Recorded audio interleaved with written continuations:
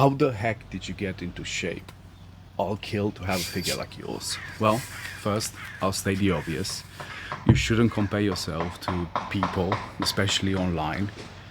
And from this picture to now, it's been 8 years. So the cliche answer is patience and consistency. There's like three different people that do construction work where I live, and the hammering and the drilling, it's a constant soundtrack in my garden for the last few months. But we got coffee now, so let's continue, because I'm not gonna leave you like a coach. Oh, just book me and I will teach you. I will try to provide some information on what worked for me and something that potentially you can implement. Realistic expectations are very important. For example, well, for me, I was at 47% body fat at my largest. And although I don't have a picture of it, it was even bigger than the picture you've seen earlier. And that meant I have to lose about 35 kilos of fat in order for me to be on a healthy range. And with about 7,700 calories per kilo of adipose tissue, if we do some quick math, you realize that's like 300,000 calories that you have to be on a deficit for you to restore some healthy body fat levels. And a realistic, sustainable calorie deficit on a daily is between 250 and 300 calories. So if you divide 300,000 by 300, you'll realize that that is 1,000 days. So that's going to be approximately 3 years of this daily deficit just to get back to a healthy weight. And I know you see all of these crazy transformations very quickly online. One of the big reasons why there's so much yo-yo dieting, because people go at high deficits and end up creating additional issues, and 90% of the cases regain the weight because of that deprivation. So it's better to go slow and build momentum that way. And another very important reason is that if you have a deficit that's too big, you will end up losing muscle mass. And that's definitely not something you are trying to do. One, muscle mass is extremely important for overall health, and it's an active tissue. So it keeps your basic metabolic rate higher. So a big reason why people end up regaining the weight after this extreme crash diets, because they lose a bunch of the muscle mass. So let's just say that your maintenance calories was 2,000. After this diet and you losing a bunch of muscle mass, your maintenance calories are at 1,800. So if you go back at eating 2,000 calories, you think you will maintain, you start building on fat again, because now you lost that muscle. So muscle, it's a big thing, especially as we're getting older, because there's a natural decline to it.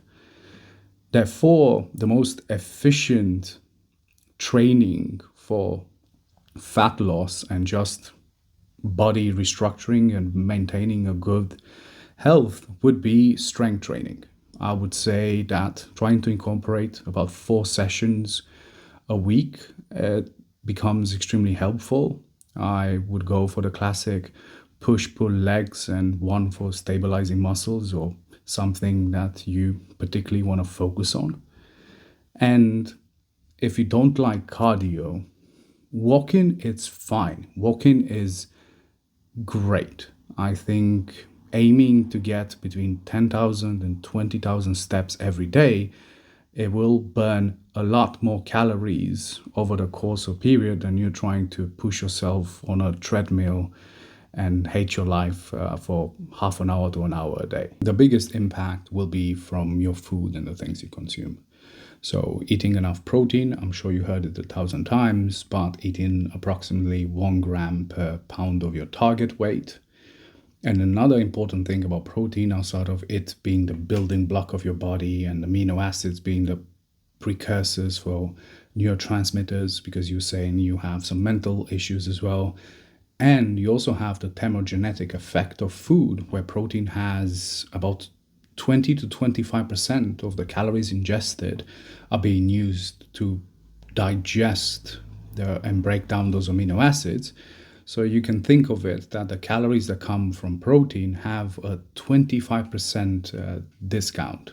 You have to learn how to cook at least a base set of meals that will more or less encompass most of your diet. For me, 80% of my diet is a rotation of 6 to 8 different meals.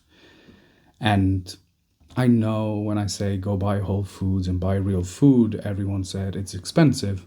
And I know because the biggest expense for me outside of my rent is food, but I cut up any unnecessary spending to invest into as good quality food I can afford, because that is what gives me the best return on investment on quality of life and being able to do more and provide more opportunities to myself, because I feel better, I have more energy, I'm more focused.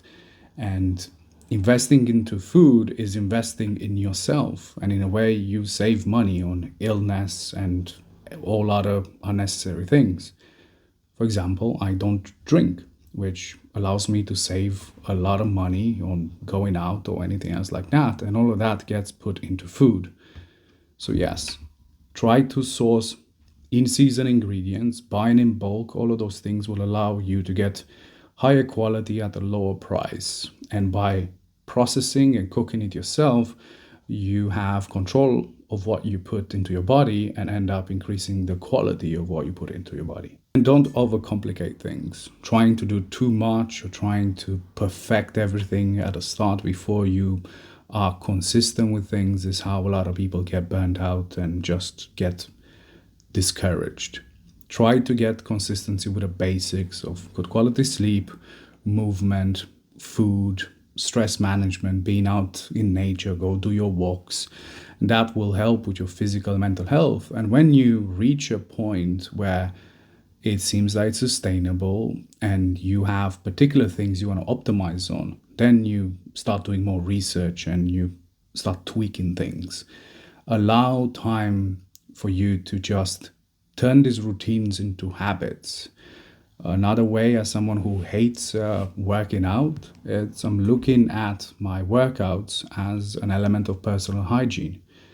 And similar to brushing my teeth or taking a shower, I cannot skip it for too many days until it starts affecting how I feel and ends up having a stinky attitude. So I make sure I allow a bit of time for it to happen, if not daily, every other day, in order to maintain a clear mind. And the body elements end up being a side effect of doing the right thing for your biology and your psychology. Hopefully this helps. Protect your peace.